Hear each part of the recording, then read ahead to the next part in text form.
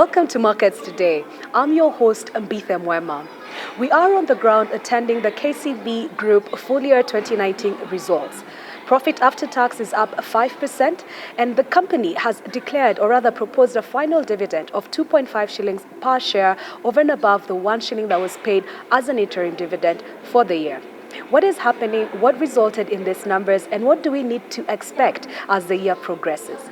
We are seated with Mr. Lawrence Kimathi. He is the Chief Finance Officer of KCB Group. Welcome to the show, Lawrence. Thank you, Peter. Before we get into the numbers, every time I sit with somebody in the C-suite, I want to understand what their views are in terms of looking at the economy of Kenya in the year 2020. And I'm sure you've had this question very many times today. There's a bit of a global crisis, whether it's coronavirus or whether it's the issue of oil. What does this mean for you when you're looking at Kenya as an economy and as an investment case? Okay, a good question, and you're right. I've been asked that question a few times today. I would say first, if we just look at it from what was happening in the fundamentals of Kenya without bringing in the corona, we were, I would say, a good trajectory. Tail end of last year, we saw a bit of recovery, government paying the pending bills, interest rate cap repeal also obviously is a good thing for the economy. We'll see especially the SMEs being able to access credit, first from being paid what they are owed, and secondly from being able to get some money from the banks. So the outlook for 2020, in my view, was backed by good fundamentals. Come coronavirus, and we can see what it's doing out in the especially in the global scene. The impact of corona domestically, in my view, will be mainly on the airlines and the hospitality industry. A lot of cancellations. This week we were supposed to be hosting a massive event, Kenya Open Golf, which is an international event that was cancelled, and many other conferences have been cancelled. So there will be that impact on hospitality and airlines. The second bit is the impact it will have on the importers, the SMEs who rely on products and goods coming out of especially China. They most probably are on the tail end of the stocks that they had bought before coronavirus, the pandemic struck. So how they react to that, how they change their sourcing location will determine the impact for them in particular. So it's early days to quantify that, but I think that's something we need to be watching. Okay, so a bit of an impact as well on trade finance. I have a side hustle, so I'm certainly, Yes. I can allude to that bit of stress in terms of the supply chain. On the reverse side, we have seen a rebuff between Saudi Arabia and Russia on oil prices. Oil prices, it's always a positive for us because as long as it's lower, our import bill is much lower and it's positive for us. How should we look at it, and how would you be looking at it as a positive from the banking sector?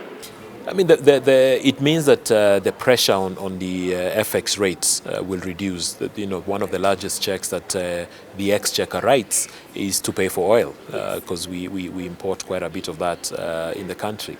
When the price of oil has gone down as drastically as it has, we should expect to see some benefit coming from the general economy point of view, because it's cheaper for manufacturers, cheaper for transporters, and also it does give additional disposable income to individuals who would be buying fuel cheaper to fuel their cars, and they can use that disposable income to drive demand on other areas. All right. And when we are touching on foreign currency, I know we did see a pronouncement from the Central Bank of Kenya last month in terms of it indicating to the banks the amount of dollars it will be seeking to buy.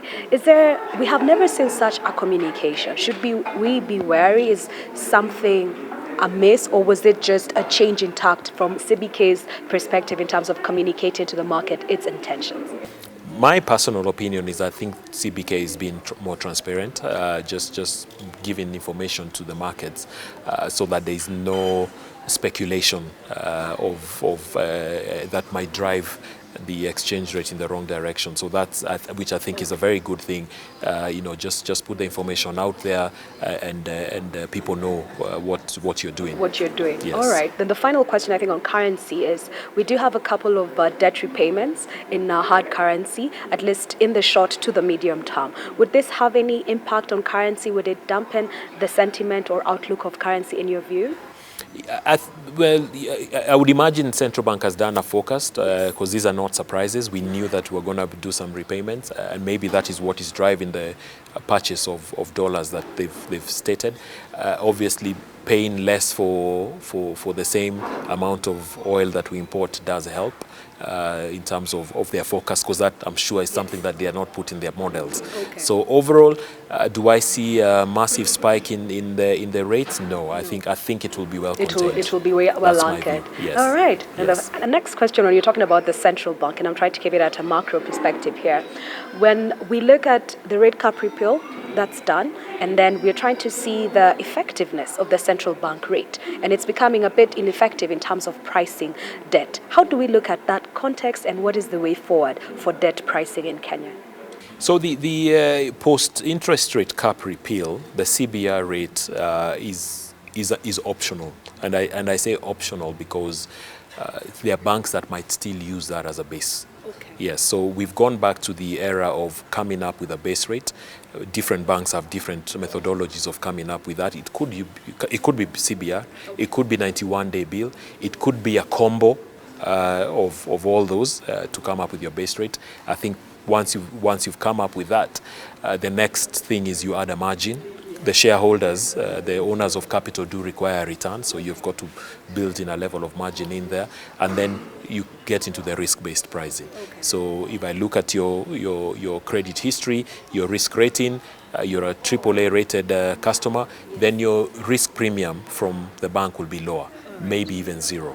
A more riskier customer will attract a higher risk premium, and so they will end up paying more because of their risk profile. All right. Okay. So that's how I see That's what has changed. this happening.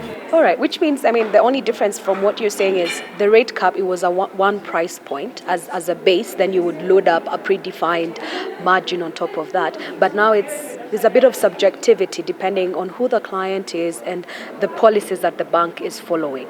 Do you see an instance where then we go back to seeing net interest margins at a sector level going to higher single digits because they had been capped at a certain level by the rate cap? What direction would you look at if analysts are trying to model the margins for banks in this economy? What would be a guidance in terms of trying to understand that perspective? So I would say, I mean, the net interest margins are already on higher single digit. Most banks operate at around 8.5%.